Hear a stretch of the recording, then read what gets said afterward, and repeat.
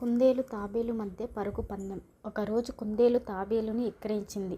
నువ్వు ఇంత నిదానంగా నడుస్తావు, అసలు ఎప్పుడైనా ఎక్కడికైనా వెళ్ళగలవా అని వెటకారం చేసింది. నాతో పరుగు పందెం వేసుకుంటే నేను నిన్ను సులువుగా ఓడించేస్తాను అని గొప్పలు చెప్పుకుంది. తాబేలు పరుగు పందెం ఆడడానికి ఒప్పుకుంది. నిర్ణయించిన రోజున కుందేలు తాబేలు పోటీ చూడడానికి అడవిలో జంతువులన్నీ చేరాయి.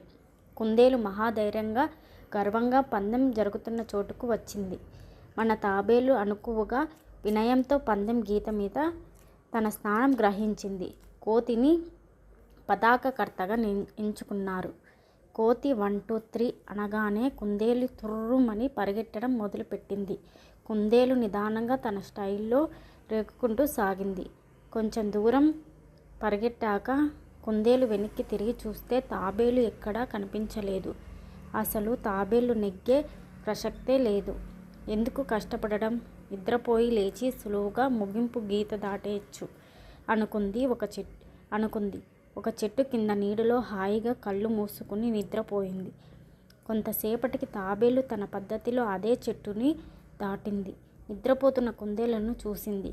కానీ తన దారిని తాను కొనసాగుతూ నిదానంగా చిన్నగా వెళ్ళిపోయింది. ముగింపు గీత దగ్గరికి చేరుకుంది. తాబేలు ముగింపు గీత దగ్గరికే ఉండగా కుందేలుకు మెలకువ వచ్చింది. తాబేలు గీత దాకా చేరుకుందని చూసి వేగంగా పరిగెత్తింది.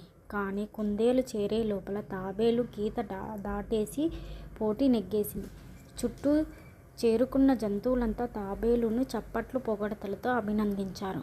మన బలాన్ని ఎక్కువ, ఇతరుల సామర్థ్యాన్ని తక్కువగా ఎప్పుడూ అనుకోకూడదు.